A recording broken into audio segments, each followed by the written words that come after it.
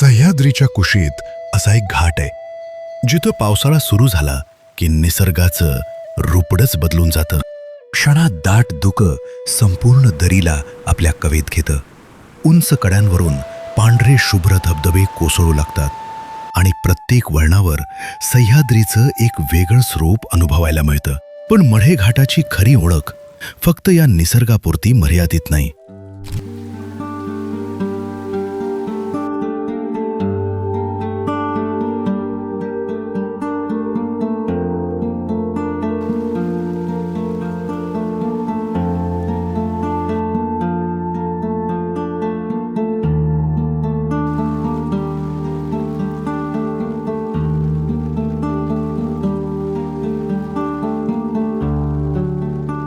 सिंहगडाच्या लढाईत वीरमरण आलेल्या सुभेदार तानाजी मालुसरे यांचं पार्थिव याच घाट मार्गाने त्यांच्या मूळ गावी उमरठ येथे नेण्यात आलं.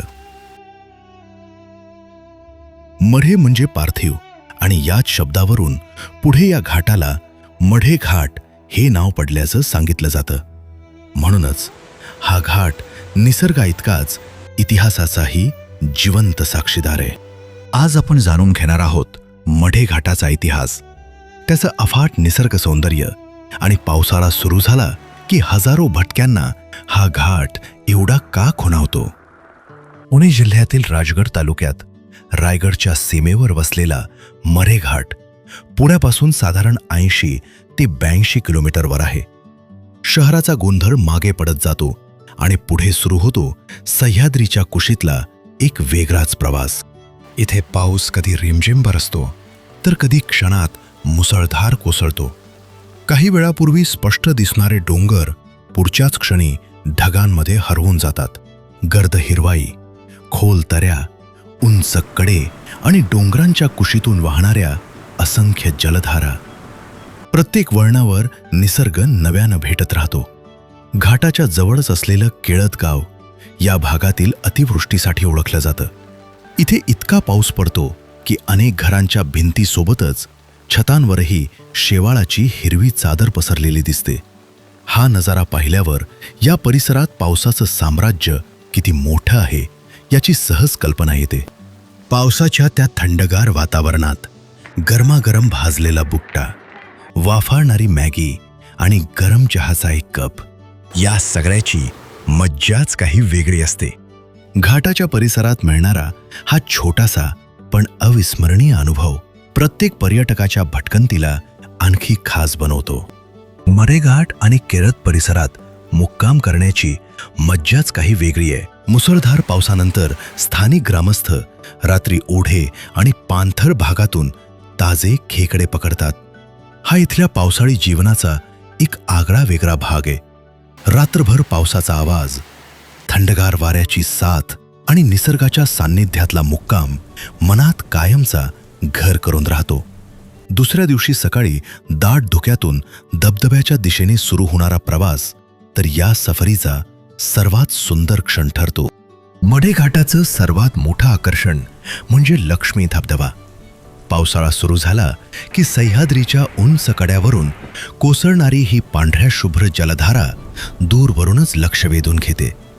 धबधब्याची गर्जना, अंगावर उडणारे पाण्याचे तुषार, सभोवतालचं दाट धुकं आणि हिरवाईनं नटलेले कडे.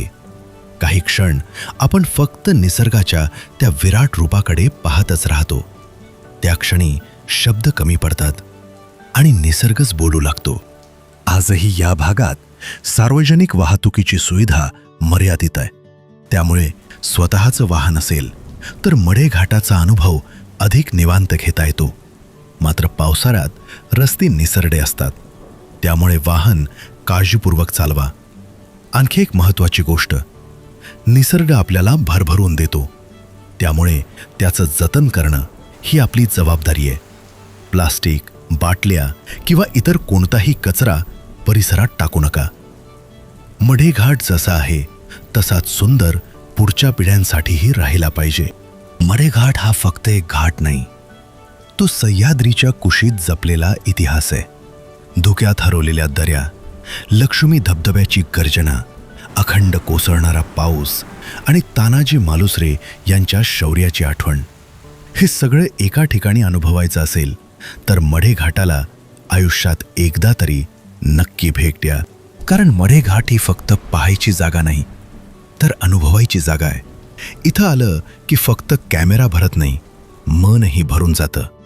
म्हणून वेळ काढा, सह्याद्रीच्या या अद्भुत रूपाला भेट द्या, निसर्ग जपा आणि या ऐतिहासिक वारशाचा आदर करा. व्हिडिओ आवडला असेल तर लाईक करा, तुमच्या मित्रांसोबत शेअर करा आणि महाराष्ट्रातील अशाच इतिहास, निसर्ग आणि दुर्लक्षित ठिकाणांच्या सफरीसाठी आर पुणे सिटीला नक्की सबस्क्राईब करा. पुन्हा भेटू एका नव्या प्रवासात. तोपर्यंत सह्याद्रीवर प्रेम करा आणि भटकंती करत रहा.